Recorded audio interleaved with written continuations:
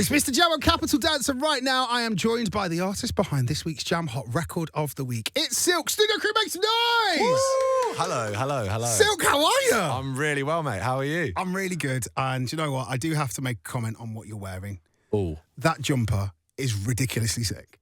thank you very much. If you saw me at the Brits after party on Saturday wearing this, no, you didn't. Mate, I ran out of clothes. I was on tour last week, so I had to stick this in the wash. Mum! No judgment at all. No, but thank you very much. We need to talk about the tune Regret the Morning. It's this week's Jam Hot Record of the Week. Can you tell us a little bit more about how it came about?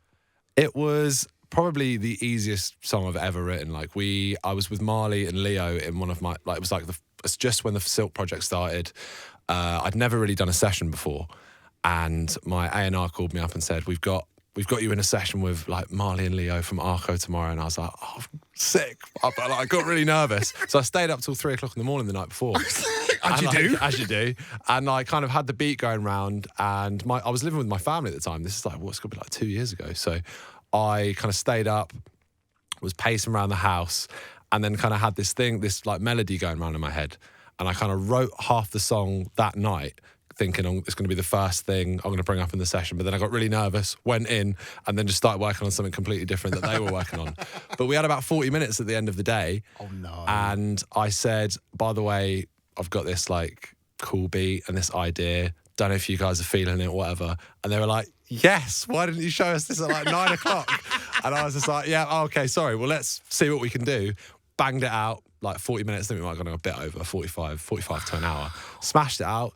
And then I kind of showed it to a few people, and everyone was like, yeah, this is pretty cool. And I think we did one other session, me and Marley, to like re-record some vocals, and that was done. Like, that is the song. How crazy. That's ridiculous. Yeah, really, like, it was one of the easiest sessions I've ever had in my life. Yeah. See, this is the thing, though. When it goes that smoothly, it's either going to be one of those songs like Regret the Morning is, where everyone's going, this is the one, or it's going to be one of those songs that never sees the light of day. Yeah, literally. Honestly, and there's plenty of those, mate. There's plenty of those from lockdown. But it was like, it just seemed to be the one that, and it was like I say, it was like the first song I'd like presented. Like, I'd been in this, I've written this, here'd you go. And everyone was just like, yeah, haven't been able to replicate it since. But you don't need to replicate it. You don't need to. I'm joking. You don't, but still, No. I feel like the kind of the older artist in me comes out of those moments to go, don't try and replicate it. No, just I know. follow it. It's tricky because you're like, you get all this kind of adrenaline from it. And it took ages to come out as well. It's like, it's been on the back burner for a while. We've been waiting for the right time to release it. And it felt like with the EP, it was the right time to go, like title track. Yeah. And I feel like it all fits in this kind of cool little world of like, you know. No, so, I agree. I'm really happy with how it's gone down. Yeah. And also, you know what? It's on vinyl, which is important because let's be honest. Dun, dun, dun. There is very few things in the world are on vinyl these days. Got your present. Oh no, you haven't, have Yes. you? And it's in a nice little bag. As well. Nice and presented. I mean, I wasn't saying it because I wanted the vinyl, but I'll take it. Little segue. Look at this. So juicy, isn't it? That is music. Oh, man. Honestly, yeah. In a world where everything's consumed online, make a vinyl and a music video on Super 8. I mean, come on. Come through. I'm just looking at the vinyl. This isn't light. It's pretty heavy, isn't it? This is a very, very nice. I cannot explain how excited I was when I held that for the first time. Unbelievable. Man. Look at the black wax. Like, scenes on toast. Oh, mate! Scenes on. Stealing that. Honestly, man, yeah. The meaning of Regret the Morning, though, I love this. Talk to people a little bit about the meaning behind the actual song. I think it's something that everybody can relate to. I think, like, I'm 25 now. I'm getting on a bit, mate. I'm getting on a bit. Yeah, you know? definitely are. Yeah. And it's kind of all of those mistakes that you make in your, like, you know, late teens, early 20s. Up to like 35. Up to like 35. I'm still making them daily. Yeah. So it's like, yeah. It's like, but I feel like, but it's maybe this EP, I'm kind of like rounding that period off a tad. I know. You know? Maybe I'll go out 4 nights a week, not 5. You know, one of them. But it's kind of, you know, all of those mistakes and the mistakes you make along the way, the friends you make, the friends you lose. It's all the partners you might lose as well. It's all to kind of do with that. And the EP is a kind of total as well. It's not just the title track. It kind of feels like it all lives in that world of Regret the Morning as well. And if you listen to the lyrics, you kind of, I think they're on the vinyl somewhere as well. Yeah, So I was just looking at them. maybe we should take them offline so we sell more vinyl. Kieran. But, If you want to know what's been sung, then you need to buy the vinyl. It's a tricky one to talk about the message because it's quite a personal one. So I'm kind of like, I'm so blown away by how well it's been received, but I'm glad that it has. And mate, at the London show last week, you don't realise because you have your in-ears in. Yeah. So when I saw the videos back the next day, like everyone was like shouting the lyrics. I was like, what? It's been out for like 2 weeks. It was insane. So it feels amazing that people have connected to it so much. And yeah, it means the world, man. It really does. But you wrote a song, and you know, the thing that you tend to do really, really well that I love is your lyrics mean something. You know, there's an emotion behind amazing dance music with a purpose, with a meaning. Thank you so much. Is that all fully purposeful? Is that what the project is all about? I think so. Yeah, I think it's always something I kind of tend to treat them separately as well because it's kind of weird sometimes because like you have like a 4/4 beat. Like a melody like that is not the first thing that comes to your head. Yeah. So it's kind of like I always try and like go back to the roots and strip it back and write something on an acoustic guitar or something like that and treat it like songwriting.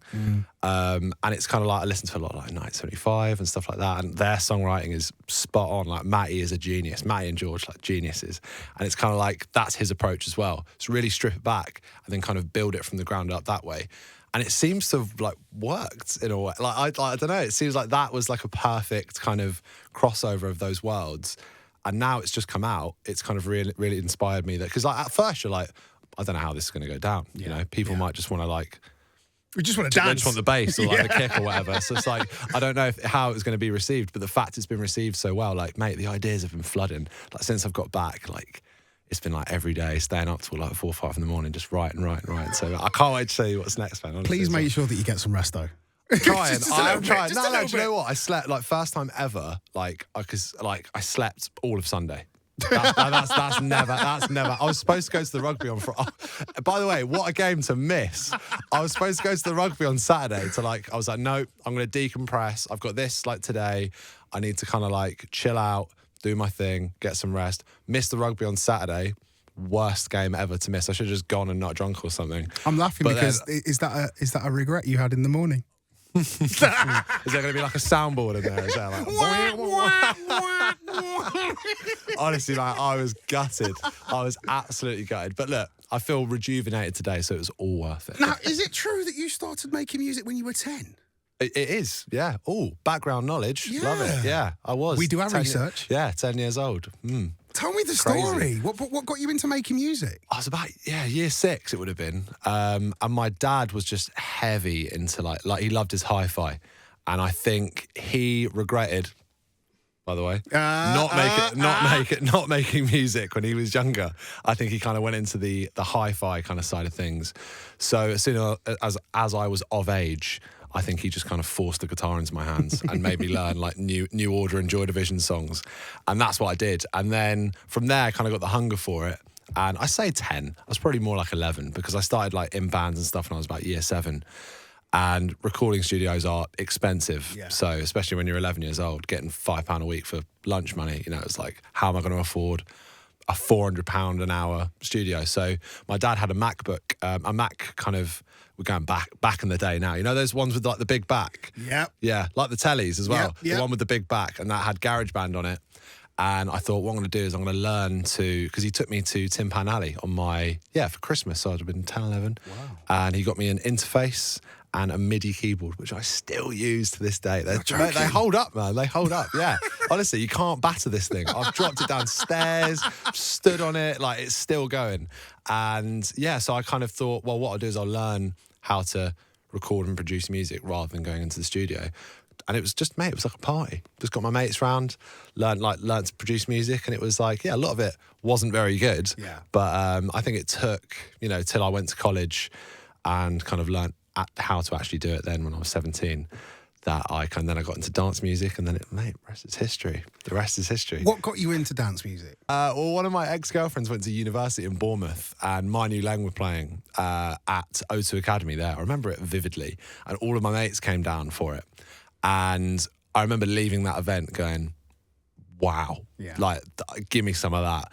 And just, honestly, man, it hasn't stopped since. Still love them guys as well. Like I think they're doing drum and bass now. But at the As time, M&L, yeah. it was like at the time it was like bass house, and I was like, this is wild. Like, give me a piece of this. Like, it was insane. I honestly, man, just didn't for like the next 3 years, just didn't like leave my laptop alone. Like, when I was working at the time as well, and it was like you'd get home at like 9 o'clock and then produce till like 4 a.m. and then do it all over again. It was just like, but it was just like, I want to do that. I want to play at like the O2 Academy in Bournemouth, you know? And it was just like, yeah, that was like the turning point. And then there's been like obviously influences since that I think have probably, because it's not really bass house anymore, is it? No, you know, I don't think it's kind of like not but really still, that scrunchy you know, bass line. that music really stands the test of time, and ultimately, if that's what brought you into the dance music fold, then Oh, mate, 100%, yeah.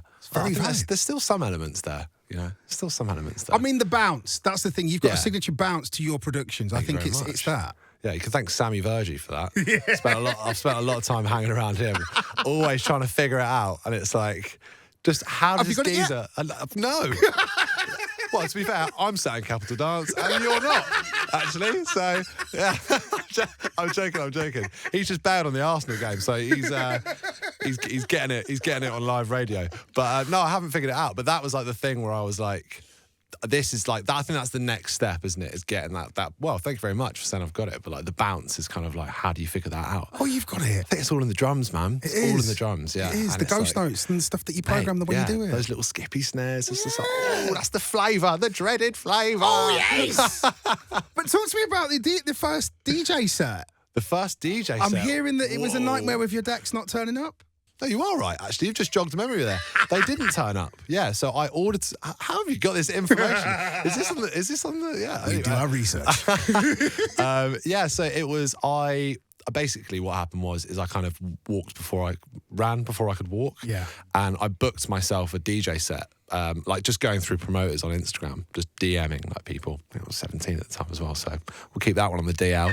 But I was just DMing like promoters on Instagram, and I managed to nab a set at this night in Dalston.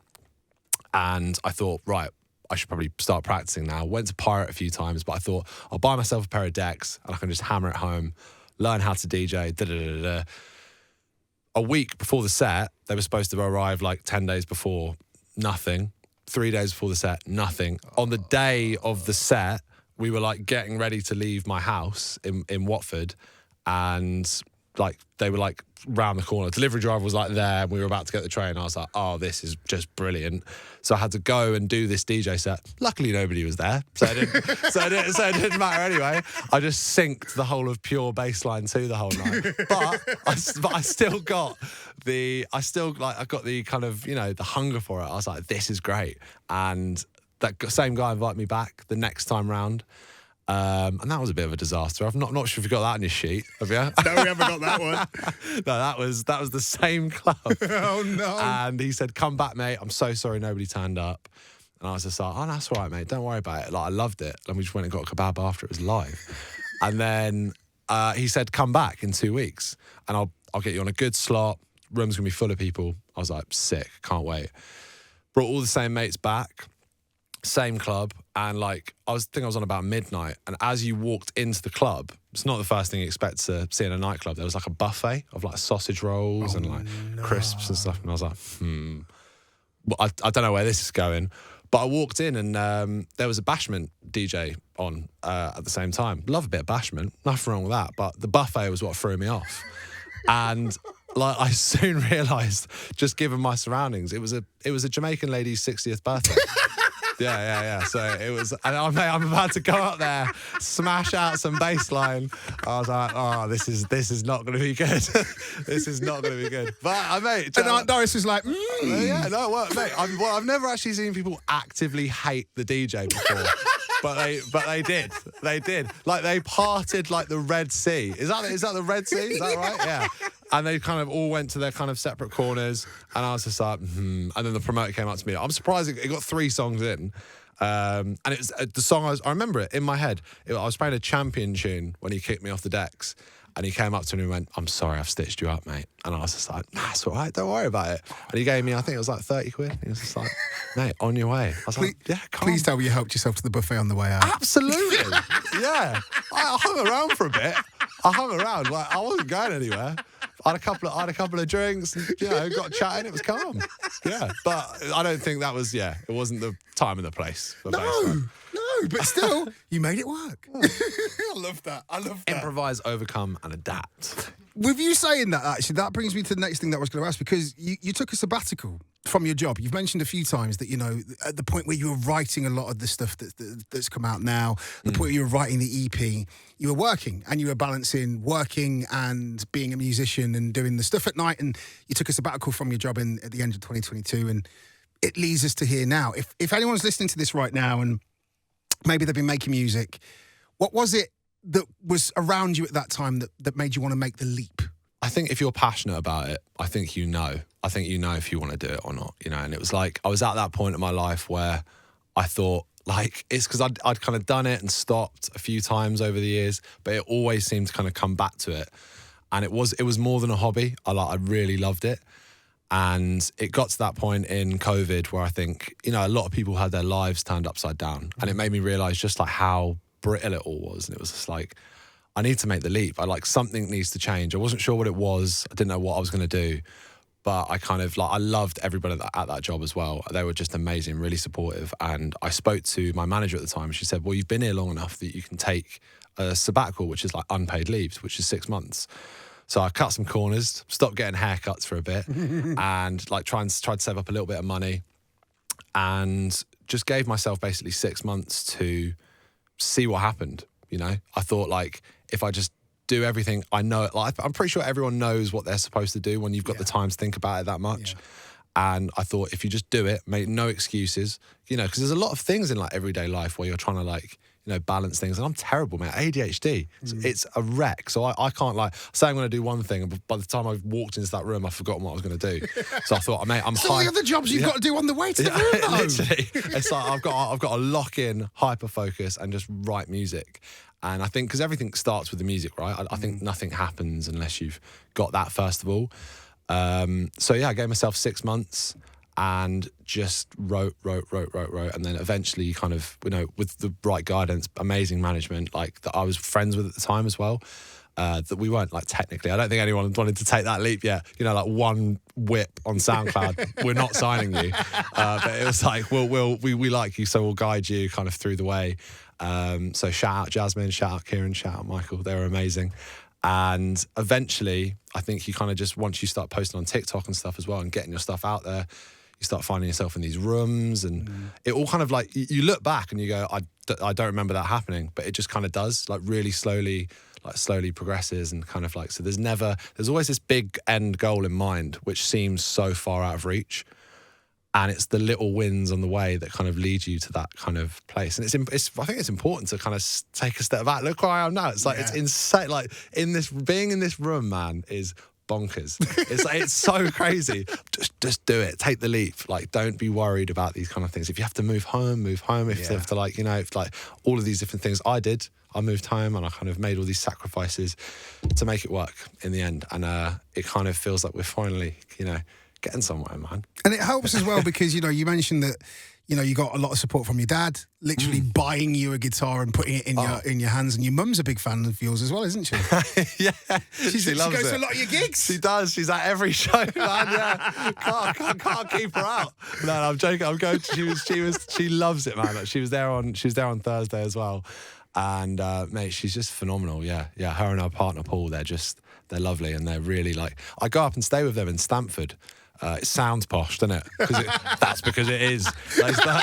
They live in Stamford, and it's a really nice place to just go for spend a night or two. Yeah. When everything gets a bit much, go visit your mum. And mate, I always leave there feeling really refreshed, and so I feel like she wants a writing credit on the next one, just for that alone. But give it to her. Oh, I'm working just post Mother's Day, this is your present. Yeah, Give that. Little cheeky 3%. Three. I was going to say a percent. Just one. Just a point. Come on. She did birth me. So birth. birth. Yeah. That doesn't mean that she deserves a 3%. percentage, though. Should be 9% for each month, shouldn't it? But anyway. So we've got a little game to play with you. Now, I know you're nervous at the fact that you've gone slightly red of the face. Don't worry. Yeah. It's I'm going sure to these be lights okay. are picking it up in here as well. Whoa. Your track, Regret the Morning, famously spells out a word within the lyrics. But how good are you with your spelling skills? It's time to put them to the test. So welcome to Silk's Spelling Bee. Embarrassed on UK radio. Don't worry about it. Oh, God. Because look, we're going to ask you to spell 4 dance music track titles. Oh, okay. So there are 4 points up for grabs. Right. So Silk, to start us off, your label mates, Chase and Status, their track Badadan. Could you please spell Badadan? Okay. I'm going to go B, A, D, D, A, D, A, N? Correct. Yeah. Boom. Back of the net. That is 1 point. Look at that. Oh, mate. Congratulations. I seemed like a bit of a... That seemed really long in my head as well. Cool. Can you see the words? Off to a good start. Yeah. I can. Yeah. Yeah. Us creatives. Just tap into the universe and help me spell. Right, next up, a classic. Basement Jaxx, their tune, Rendezvous. Ah. Could you please spell rendezvous? R-O-N. Am I there? Am I there so far? I'm going to have to wait until the you whole- finish spelling the word. R-O-N. D-A-V-A-U-X. No! Where did I trip up? Right at the very start. R-E-N. R-E-N. Oh. D-E-Z. D-E-Z. V-O-U-S. I was way off. Rendezvous.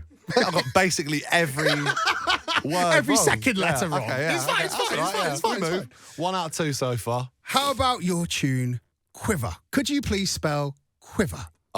Imagine if I messed this up. Right. It's possible. Q-U-I-V-E-R. Please don't give me that face. Yes. Well, I was going to say, whoa. And finally, to conclude the inaugural Silk's Spelling Bee. Sweating. I'm sweating. Listen, so am I, but that's why I'm wearing the hat.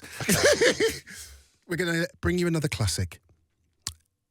We're looking for the correct spelling for Khalees's song, Acapella. Could you please spell acapella for us? Google's my best friend here because I'm often Googling acapellas and I always spell it wrong. Okay, it's I'm going to mess it up. Is it A? No, I'm going to mess it up. A-C-C. Mm-hmm. A-C-C. A. Mm-hmm. It's going to be wrong, but P-E-L-L-A. Now, you see, this is the thing because Oh, no. because it's 1C. Is it? I see. That doesn't sit right with me. However, if you put in 2 C's, you still get the acapellas, so you're Do I? kind of wrong Do I? and right. Oh, okay. Yeah. Bah. Nice. Cool, man. We'll give you that one. Wait, what's that? 3 out of 4? 3 out of 4. Oh, Silk's classic. inaugural spelling bee. You've got 3 out of 4. Yeah, take that, English teacher. Wow. I think I've got a D in English as well. So, yeah. Not anymore. Not anymore. Yeah, it's 2024, baby. Woo! Times have changed. In your face. What's next for you then? Busy summer ahead? I think we're just prepping lots of new music, lots of writing going on. I'd love to get an album out this year. Really? You're going to go for an album? Love to get an album out, yeah. So I'm not sure how. Where are we now? March. Well, 9 months. You've got enough time. I reckon that's enough time, yeah. Yeah. Considering I haven't written it yet. But no, I'm Yeah. joking. I'll be fine. I'll be fine. You'll be fine. That's the plan. I would love to do an album because it was just so inspiring. Playing the last run of shows, having stuff out. Like the first live one I did in London, like nothing was out. So, but people still came. It was sick. But like no one was kind of, you hear a lot of unreleased music. In that kind of setting, it's a bit weird. And then this time round, like everyone knew the tunes, and it was just like, mate, I cannot wait to go back to the studio, fill this with sing-alongs and stuff like that. It was just like the most addicting feeling ever. Well, whenever the album is ready or whenever you've got more new tunes, then please make sure that you send them our way. There'll be a vinyl coming your way. Silk, thank you for coming through Capital Dance Towers. Thank you for having me, mate.